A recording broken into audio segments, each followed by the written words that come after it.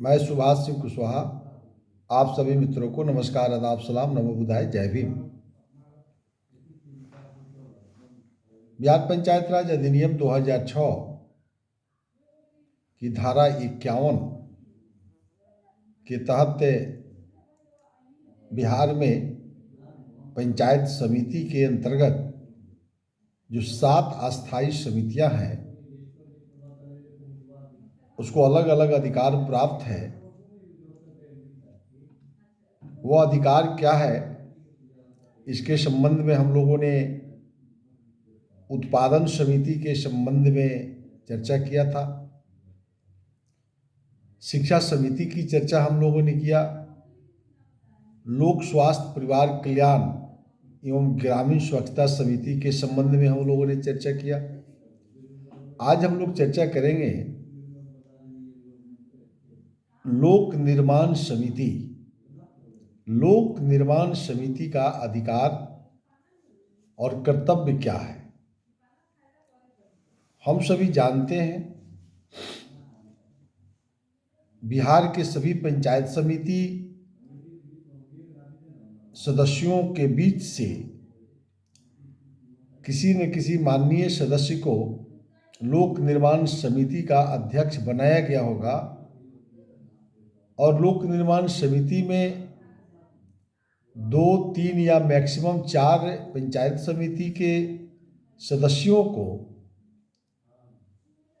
लोक निर्माण समिति के सदस्य के रूप में प्रखंड प्रमुख के द्वारा बनाया गया होगा। और लोक निर्माण समिति के जो विभाग आवंटित है उससे संबंधित आम लोगों के बीच से जो निर्वाचन से चुनाव जीत करके नहीं आए हैं, विभागीय जानकार लोगों के बीच से लोकहितबद्ध हैं, आम लोगों के बीच से 2 ऐसे व्यक्तियों को सदस्य आप बनाए होंगे। शायद ही कहीं बिहार में पंचायत समिति के अंदर अस्थायी समिति की गठन नहीं हुई होगी, लेकिन जो सरकार के अंदर रिपोर्ट है, बिहार के सभी पंचायत समिति के अंतर्गत अस्थायी समिति की गठन हो गई है और 7 अस्थायी समिति के अलग अलग अध्यक्ष काम कर रहे हैं। तो लोक निर्माण समिति के जो अध्यक्ष होंगे उनका आज बहुत ही महत्वपूर्ण विषय है और लोक निर्माण समिति पर ही आधारित लोग हैं आजकल। तो चलिए हम लोग इसको आगे बढ़ाते हैं। आशा है बिहार के गांव में रहने वाले सभी गरीब, मजदूर, किसान भाइयों, बुद्धिजीवी वर्ग के लोगों और खास करके जो पंचायत प्रतिनिधि हैं, आज का विषय ध्यानपूर्वक निश्चित रूप से अध्ययन करना चाहिए, सुनना चाहिए और उसके हिसाब से आपको जो जवाबदेही दिया गया है कमेटी को, उसको पूर्ण रूप से धरातल पर अपने अधिकार और कर्तव्यों का निर्वहन करना चाहिए। तो लोक निर्माण समिति का पहला कर्तव्य है आवास निर्माण। प्रधानमंत्री आवास से राज्य सरकार की भी आपदाओं से पीड़ित होने के संबंध में राहत में भी आवास निर्माण कराई जाती है। यानी जिस भी योजना से आवास निर्माण हो रही हो, उस आवास निर्माण को प्रगति देने के लिए यह अस्थायी समिति को मजबूती से काम करना। तो जो अध्यक्ष सहित 7 लोग रहते हैं इस कमेटी में, तो अब आवास निर्माण से संबंधित कौन कौन पदाधिकारी होते हैं, उन पदाधिकारियों को इस कमेटी में हम बुला सकते हैं। प्रखंडों के अंदर आवास सहायक होते हैं, ग्राम पंचायत के अंदर वो काम करते हैं, प्रखंड विकास पदाधिकारी इस काम को देखते हैं। तो शायद ही कोई प्रखंड होगा जहां आवास निर्माण में धांधली की बात नहीं होती हो। उसी धांधली, उसी भ्रष्टाचार को रोकने के लिए लोक निर्माण समिति के जवाबदेही पर दिया गया कि जो आवास निर्माण प्रधानमंत्री आवास से कराया जा रहा है, आप सभी जानते हैं कि इसको ग्राम सभा से स्वीकृति होती है, उसके बाद में डीआरडीए को रिपोर्ट जाती है, और डीआरडीए के अंदर से जब स्वीकृत होकर के आती है तो फिर आवास सहायक उसका सर्वे करते हैं, उस व्यक्तियों तक पहुंच करके उसको निर्माण की जो प्रक्रिया है पूरा करते हैं, और फिर उसके खाते में पैसा का आवंटन करते हैं। पहला किस्त देते हैं, फिर उसका सदुपयोग होता है तो दूसरी किस्त देते हैं, फिर फाइनल किस्त देते हैं। तो ग्राम सभा में सही निर्णय हुआ कि नहीं, मैक्सिमम देखा जाता है कि पक्के के मकान है, फिर उनको प्रधानमंत्री आवास स्वीकृत हो गया, ऐसी शिकायत आती रहती है। तो यदि ऐसी शिकायत पंचायत समिति की बैठक में माननीय विधायक, माननीय सांसद, माननीय ग्राम पंचायत के मुखिया के द्वारा उठाया गया हो कि प्रधानमंत्री आवास में बड़े पैमाने पर गड़बड़ी हो रही है, तो उस गड़बड़ी को, उस शिकायत को दूर करने के लिए अस्थायी समिति की बैठक होती है। तो अस्थायी समिति की बैठक में सांसद, विधायक, मुखिया को नहीं बैठना, उसमें सिर्फ प्रादेशिक निर्वाचन क्षेत्र से जो पंचायत समिति के सदस्य के रूप में चुनाव जीत करके आए हैं वही उसके अध्यक्ष होते हैं, वही उसके मेंबर होते हैं। सिर्फ 2 व्यक्ति जो विद्वान लोग होते हैं उस डिपार्टमेंट के, अब जैसे प्रधानमंत्री आवास, सड़क, बिजली डिपार्टमेंट इसके अंदर है, तो आप कोई ना कोई टेक्निकल जो गांव में ओवरसियर, एसडीओ, इंजीनियर से कोई रिटायर्ड हो, उसको यदि 2 व्यक्ति को आप मेंबर बना लेंगे तो वह ज़्यादा आपको सुझाव दे सकते हैं कि आवास निर्माण में क्या क्या गड़बड़ी है, उसको आप कैसे ठीक करेंगे।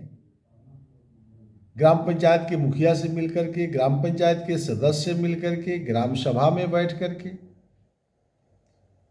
तो प्रधानमंत्री आवास के तमाम भ्रष्टाचार को समाप्त करने की जवाबदेही किसको है? लोक निर्माण समिति, जो पंचायत समिति के अंतर्गत है। अब लोक निर्माण समिति बिहार के अंदर गठित है, काम कर रही है, नहीं कर रही है,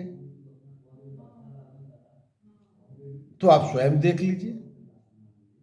दूसरा विषय है, आप देखिए कितना मजबूती से आपको जलापूर्ति स्रोत यानी सिंचाई विभाग है, लघु सिंचाई विभाग है, बाढ़ की पानी है, कैसे निकासी होगा, जल की आपूर्ति कैसे होगा, तो इसके लिए जो टेक्निकल डिपार्टमेंट है, तो सिंचाई विभाग का एसडीओ, लघु सिंचाई विभाग का एसडीओ, तो ये तमाम डिपार्टमेंट जो है इसके क्षेत्र में, जल, हर खेत को पानी, तो इसके संबंध में जो काम हो रहा हो पूरे प्रखंड में, अगर उसमें कोई गड़बड़ी है तो उस शिकायत को दूर करने के लिए, उस गड़बड़ी को ठीक करने के लिए आपको इस अस्थायी समिति के माध्यम से बैठक करिए, और फिर बैठक करके अगर ज़रूरत समझते हैं स्थल पर जाने के लिए स्थल पर जाइए, और फिर जो रिपोर्ट तैयार करेंगे उस कमेटी के माध्यम से, फिर वह कमेटी पंचायत समिति की बैठक में जाएगी। तो फिर वहाँ पर जो आपको कार्रवाई करना हो तो आप पंचायत समिति में फिर सांसद, विधायक, मुखिया, प्रमुख की अध्यक्षता में बैठेंगे, और अस्थायी समिति, 7 अस्थायी समिति के प्रगति प्रतिवेदन को पढ़ा जाएगा। उसके बाद तब जाकर के आप निर्णय करके नतीजा पर पहुंच सकते हैं। फिर आगे देखेंगे क्या करना है। उसमें आप देखेंगे कि कह रहा है कि सड़क एवं आवागमन यानी सड़क निर्माण। सड़क निर्माण कौन कराता है? एक तो आप मनरेगा से भी सड़क, गली नली, छोटी छोटी पुल पुलिया बना रहे हैं। RWD ग्रामीण कार्य विभाग बड़े पैमाने पर गांवों के अंदर सड़क का निर्माण करती है। तो ग्रामीण कार्य विभाग के एसडीओ को आप बैठक में बुलाइए। तो ग्रामीण कार्य विभाग के जब एसडीओ बैठक में बैठेंगे तब आपको उनसे सूची मांगिए कि मेरे क्षेत्र के अंतर्गत, मेरे प्रखंड में आप कौन कौन सड़क बना रहे हैं, तो सड़क का नाम देंगे, और फिर सड़कों की क्या स्थिति है वो पंचायत समिति की मीटिंग में ग्राम पंचायत के मुखिया बताए होंगे। माननीय विधायक सांसद, क्योंकि सांसद तो जानते हैं दिल्ली से हम कौन कौन पैसा प्रधानमंत्री सड़क में भेजे हैं। माननीय विधायक को पता है कि कौन कौन मुख्यमंत्री सड़क बन रहा है। यानी प्रधानमंत्री सड़क, मुख्यमंत्री सड़क, फिर उसकी मरम्मती के लिए पैसा के आवंटन RWD करता है, ग्रामीण कार्य विभाग। अब वह ग्रामीण कार्य विभाग की पैसा धरातल पर लूट हो रहा है। अब सड़क निर्माण हो रहा है, GSB उसका ठीक है कि नहीं, बालू और पत्थर की मात्रा, फिर पत्थर का थिकनेस, फिर अलकतरा उस पर देता है ठीक से कि नहीं देता है। हम लोग तो गांव में गुजरते हैं तो देखते हैं कि रोड बना और 3 महीने के बाद सब जो है उसमें से अलकतरा भागने लगता है, 4 चक्का में उसके चक्का को गांथ देता है, रोड टूट जाता है। तो ये तो हम लोग को तो पता नहीं है। अब हम पंचायत समिति के सदस्य जीत करके आ गए, अब हमको क्या पता है कि थिकनेस क्या है, कितना पत्थर लगाना है, कितना अलकतरा लगाना है, कितना थिकनेस है, बालू कितना लगाना है। तो ये 2 विद्वान लोगों को जो मेंबर बनाने की बात कर रहा है, तो वही खेल है। वही टेक्निकल आदमी को, किसी रिटायर्ड इंजीनियर को यदि आप अध्यक्ष हैं लोक निर्माण समिति के, तो भावना में आके उस 2 व्यक्ति को मेंबर आप बना लेते हैं अपने ही में से किसी को। अब किसी की माँ जीत करके आई है, किसी की पत्नी जीत के आई है, और उसके घर का अभिभावक जो है उसका मेंबर हो जाता है। आप ही विद्वान हो गए, आपको क्या पता है कि RWD में सड़क कैसे बनता है।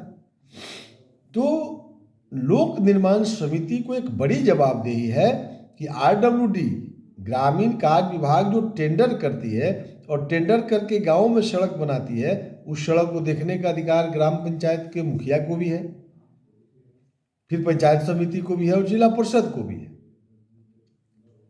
तो ग्रामीण कार्य विभाग के द्वारा जो सड़क बनती है, ग्रामीण विकास के विभाग के माध्यम से जो मनरेगा है, मनरेगा में भी सड़क बन रही है, तो उसके जूनियर इंजीनियर जो रहते हैं, ग्राम पंचायत देखती है तो उसके SDO को बुलाइए, और जहां शक हो कि गड़बड़ सड़क ठीक नहीं बनाया जा रहा है विभाग के द्वारा, तो वहां कमेटी लेके पहुंच जाइए।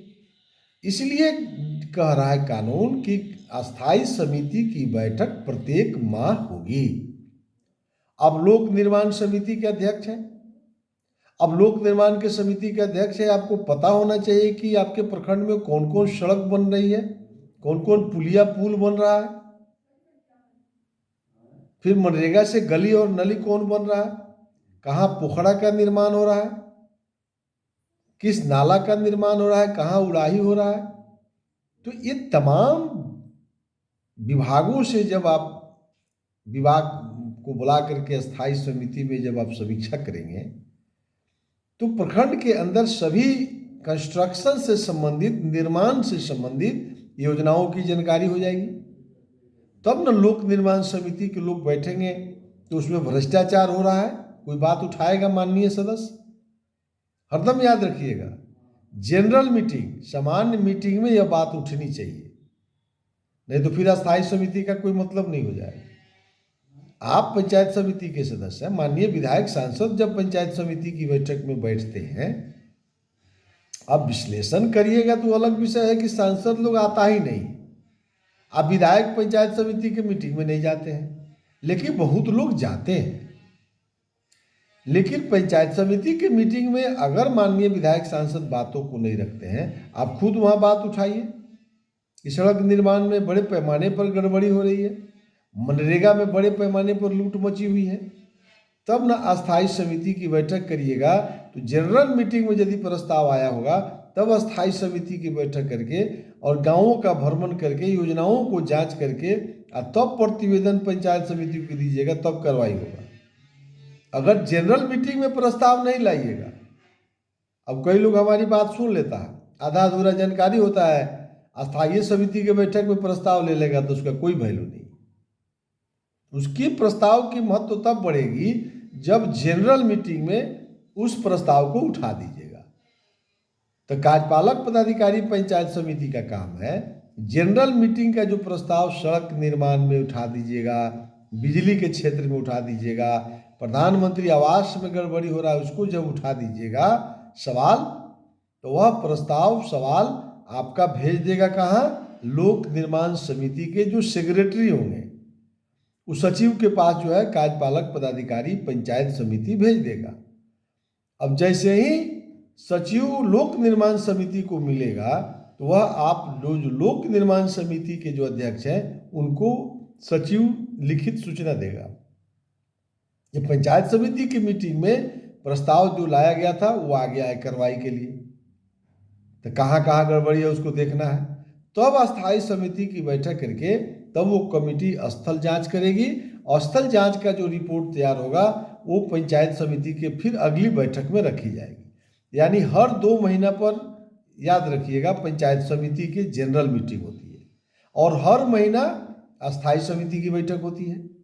तो अस्थायी समिति को चूंकि 1 महीना 2 महीना समय मिलता है, लगातार आप गांवों का भ्रमण करके, आप सड़कों का भ्रमण, जो आपका प्रश्न आया हो उसको भ्रमण करके तब न जांच प्रतिवेदन तैयार होगा, सब माननीय सदस्यों का सिग्नेचर होगा, तब फिर उसके सेक्रेटरी जो होंगे लोक निर्माण समिति के वह फिर पंचायत समिति को भेजेंगे। तो फिर 2 महीना पर बैठक आ गया। तो उस 2 महीना के बैठक में अस्थायी समिति के रिपोर्ट को पढ़ा जाएगा, यानी लोक निर्माण समिति को पढ़ा जाएगा। अब आप जो पढ़ेंगे फिर उस प्रस्ताव पर लंबी बहस होगी, वहाँ ग्राम पंचायत के मुखिया, विधायक, सांसद सब मिलकर के उस प्रस्ताव पर बहस करेंगे। हो सकता है किसी माननीय सदस्य को आपत्ति हो जाए कि नहीं, इस जांच से, प्रतिवेदन से हम लोग बहुत खुश नहीं हैं, तो फिर से होगी। अगर पारित हो गया तो जो जांच प्रतिवेदन होगा वह उस दिशा में कार्यपालक पदाधिकारी पंचायत समिति कार्रवाई कर देंगे। उदाहरण स्वरूप अगर किसी पदाधिकारी पर आरोप सिद्ध हो गया, अब पंचायत समिति में पारित हो गया, तो सस्पेंशन या डिसमिसल तय है, सुप्रीम कोर्ट भी नहीं रोक सकती है, ये जान जाइए। तो पंचायत समिति के जो सदस्य हैं, यह जो हम जन जागरूकता चलाते हैं, आप सब जानते हैं, मैं किसी को ये नहीं कह रहा हूं कि आप जानकार नहीं हैं, लेकिन प्रक्रिया यही है।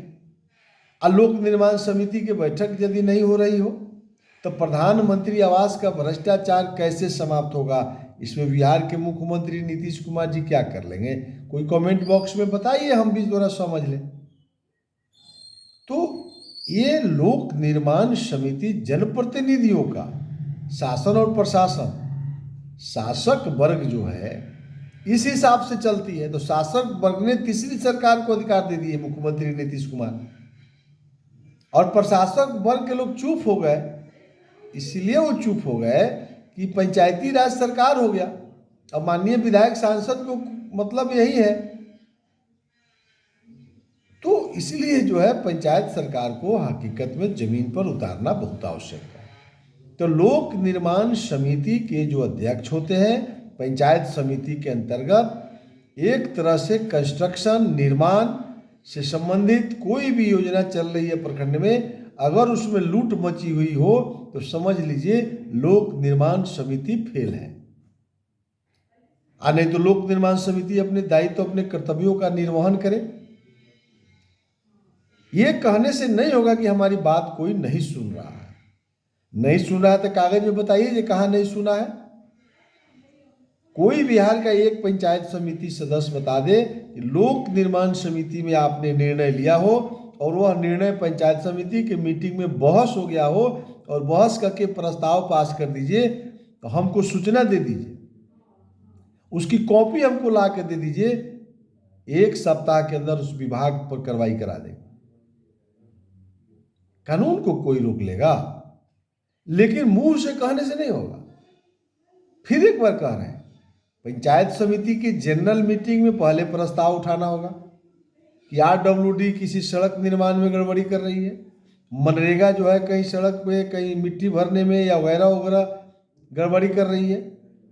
तो उस गड़बड़ी के लेकर के फिर अस्थायी समिति की बैठक होगी, यानी कार्यपालक पदाधिकारी पंचायत समिति एक लेटर से लोक निर्माण समिति को भेजेंगे, फिर लोक निर्माण समिति की बैठक होगी, फिर बैठक उपरांत गांवों की भ्रमण होगी। मैंने जिस योजना पर आरोप होगा वहां जाकर के उसकी प्राक्कलन को, उसकी थिकनेस को, उस सड़क को, वहाँ गांव के लोगों से गवाही बना करके प्रतिवेदन तैयार होगा। वह प्रतिवेदन फिर वहाँ से जो सचिव लोक निर्माण समिति जो पदाधिकारी होंगे वह अपने लेटर हेड से चिट्ठी लिखेंगे कार्यपालक पदाधिकारी पंचायत समिति को। फिर पंचायत समिति की बैठक होगी, फिर उसमें बहस होगी और बहस उपरांत यदि पारित हो गया, इस काम में कितना दिन लगा? मुश्किल से 2 या 3 महीना। तब देख लीजिए जलवा आपका क्या अधिकार है। अब पंचायत समिति के सड़क पर सदस्य घूम रहे हैं, कह रहे हैं कि राज्य सरकार हमको अधिकार ही नहीं दे रही है। आप किए कहाँ? लोक निर्माण समिति की बैठक, अधिकार मिला कि नहीं मिला? संविधान तो आप पढ़ नहीं रहे, हवा में चल रहे हैं, वीडियो के पीछे पीछे घूम रहे हैं। कार्यपालक पदाधिकारी ये जान रहे हैं कि 15वां में हमको ठेकेदारी दे दीजिए। आप हैं लोक निर्माण समिति के अध्यक्ष, आपको निर्माण का मालिक बना दिया गया। आज आप कार्यपालक पदाधिकारी से 15वां बीज योजना में सड़क निर्माण के लिए पैसा खोज रहे हैं। आप पीओ के दरबार कर रहे हैं कि हमको जरा दे दीजिए 1000 फीट, जो है हम सिंचाई नहर को झरवा दें, हम सड़क में मिट्टी भर दें। आलोक निर्माण समिति का अध्यक्ष है, पदाधिकारी आपका वैल्यू करेगा? पदाधिकारी आपको क्या समझेगा? पदाधिकारियों के बीच में अपने महत्व को यदि बढ़ाना चाहते हैं तो लोक निर्माण समिति की बैठक करिए, टेकुआ नियर सब ठीक हो जाएगा। पदाधिकारी तो कानून से डरता है, मौखिक डरवाइएगा तो धारा 353 में वो केस कर देगा। हाईकोर्ट के इधर बेल भी नहीं होगा। आप पंचायत समिति के सदस्य घूमते रह जाइएगा, केस लाद लीजिएगा। तो आप जनप्रतिनिधि हैं, सड़क पर बात करने के लिए नहीं है। आप जनप्रतिनिधि बनाया गया, आपको एक सिस्टम है, उस सिस्टम में आकर के आप काम करिएगा। सब पदाधिकारी आपके सामने आपको सलाम करेगा और आपके एक एक आदेश पर ध्यान देगा। विभाग चलता है प्रोसीडिंग से, सभा बही से, प्रस्ताव से। जैसे ही पंचायत समिति का प्रस्ताव पारित करिएगा, वह कानून का रूप ले लिया। अगर उसको पदाधिकारी नहीं करते हैं तो सूचना के अधिकार से मांग लीजिए। अब तब देख लीजिए उसका खेला। तो ये आपको प्रधानमंत्री आवास के क्षेत्र में हो, आपको जलापूर्ति स्रोत हो, सड़क आवागमन ठीक करना हो, उसके बाद कह रहा है ग्रामीण विद्युतीकरण। अब बिजली डिपार्टमेंट भी आपको देखना है। बिहार के हर घर में बिजली पहुंच गया। आप पंचायत समिति के सदस्य हैं, जनरल मीटिंग में फिर आइए, हर बात की जनरल मीटिंग में प्रस्ताव होनी चाहिए। अगर बिजली डिपार्टमेंट हर घर में बिजली पहुंचा दिया तो थैंक्स कहिए, लेकिन एक भी घर यदि वंचित हो गया हो तो यह प्रस्ताव लाना चाहिए। हर घर में बिजली की कनेक्शन, इसको ठीक करिए। और हर खेत में पानी के लिए सरकार ने घोषणा किया है, सिंचाई के लिए हर खेत को बिजली हम देंगे। और हर किसानों को मोटर कृषि विभाग दे रहा है। एलपीसी ऑनलाइन करिए, सैकड़ों कृषि यंत्र आपको मिल रहा है, सब्सिडी पर सरकार दे रही है। तो बिजली विभाग आपके खेत तक सिंचाई के लिए सुविधा दे दे। घर में बिजली अलग, 2 फीडर है, घर के लिए बिजली अलग और खेत के लिए बिजली अलग। तो बिजली विभाग के ओएसडीओ को आप लोक निर्माण समिति की बैठक में बुलाइए। पंचायत समिति की बैठक में तो आते ही होंगे, उस मीटिंग में जब बात लाइएगा तब आपको अस्थायी समिति, लोक निर्माण समिति की बैठक होगी। यहाँ बिजली विभाग के एसडीओ के साथ बैठिए और एक एक प्लानिंग करिए कि कैसे हम जो है इसको ठीक करें कि मेरे प्रखंड के अंतर्गत हर घर को बिजली और हर खेत को बिजली। हर खेत में बिजली जाएगा तब कृषि विभाग से जो हमने बताया था उत्पादन समिति, तो उत्पादन समिति में भी बिजली विभाग के एसडीओ को बुलाया जाता है। इनको तो कई जगह पे रहिया, लेकिन उत्पादन समिति वाला भी नहीं बुलाता है। और लोक निर्माण समिति की बैठक नहीं होता हो, जिस पंचायत समिति के अंदर और कोई पंचायत समिति के सदस्य इसके अध्यक्ष हो गए हो और लोक निर्माण समिति का बैठक नहीं करते हो, तो किस बात का अध्यक्ष है और किस बात का भ्रष्टाचार समाप्त करिएगा? आप चुनाव जीत गए, रहिए 5 बरस, फिर चुनाव हार जाइएगा, घर बैठ जाइएगा। विश्लेषण थोड़ा हम करना चाहते हैं 2-3 मिनट। ये राजयोग है।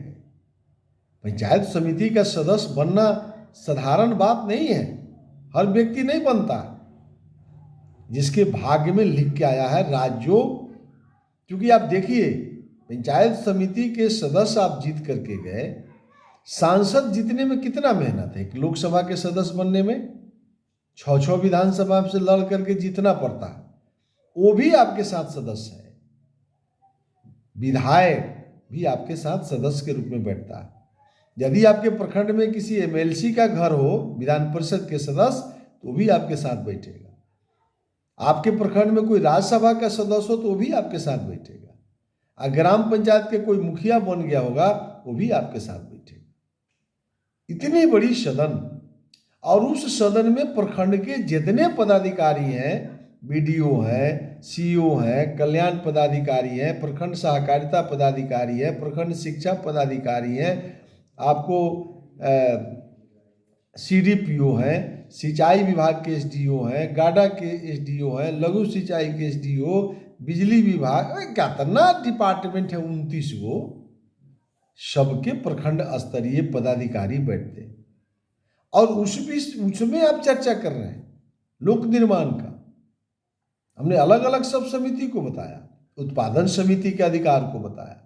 हम शिक्षा समिति है, उसके अध्यक्ष जो बने होंगे, शिक्षा सुधार में काम करिए। उत्पादन समिति वाला अपना कृषि, पशुपालन, बेरोजगारों को रोजगार देना है, तो ये उत्पादन समिति के जो अध्यक्ष हैं उनका काम है।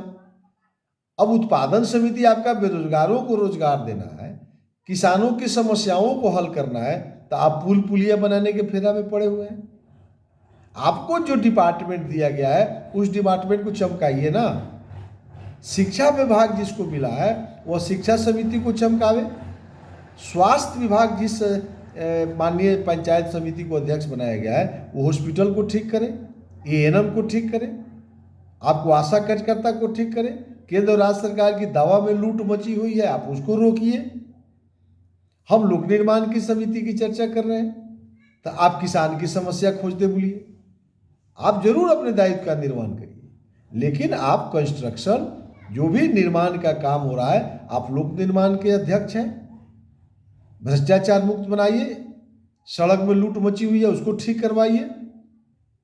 पुल पुलिया जो है आप उसमें घटिया किस्म का जो है मटेरियल लगाया जाता है उसको ठीक करिए। तो ये जवाबदेही लोक निर्माण समिति के जो आप अध्यक्ष होंगे, आपको जवाबदेही दी गई है। तो हर पंचायत समिति के जो इलेक्टेड सदस्य हैं, आपको 4 कमेटी का अध्यक्ष बनाया गया है, तो आप अपनी जवाबदेही को पूरा करिए, अपने संकल्प को पूरा करिए, अपने कर्तव्यों का निर्वहन करिए। तो हम आज इतना ही आपके लिए, जो माननीय सदस्य जो अध्यक्ष हैं, इनके लिए 4 कमेटी थी, इसको मैं विस्तृत रूप से 4 दिन में चर्चा किया। आज के बाद जो हम वीडियो कल बनाएंगे, कल पर जो भी बना कर देंगे आपको, वह सामाजिक न्याय समिति। इसके अध्यक्ष कौन होते हैं बता चुके हैं, उप प्रमुख। उप प्रमुख पंचायत समिति के जो होंगे वो सामाजिक न्याय समिति के अध्यक्ष होते हैं, उनका स्पेशल अधिकार है। अब उनका क्या अधिकार होगा हम इसके बाद के वीडियो में चर्चा करेंगे। लेकिन सबसे मजबूत लोक निर्माण समिति है, इसके जो अध्यक्ष हो उसको जरा मजबूती से आग्रह है, आप काम करेंगे तो बिहार के गरीब किसान मजदूरों का भला होगा, बिहार के विकास की भला होगा। और ग्राम पंचायत में भी लोक निर्माण समिति की हमने चर्चा किया था। ये तो अजूबा हो गया इस बार, मुख्यमंत्री नीतीश कुमार जी ने पूरे भारत के पहला बिहार राज्य है जहां जितना भी पंचायत के वार्ड सदस्य हैं, पहली बार हुआ है बिहार में देश के पैमाने पर कि सभी माननीय वार्ड सदस्य को लोक निर्माण समिति का सदस्य बनाया गया और अध्यक्ष ग्राम पंचायत के मुखिया को बनाया गया। और पंचायत समिति के सदस्य को बनाया गया है, लेकिन इसमें 3-4 पंचायत समिति के सदस्य मेंबर होते हैं। हम धन्यवाद देना चाहते हैं बिहार के मुख्यमंत्री जी को, और इसी के साथ अपनी बात को समाप्त करते हैं।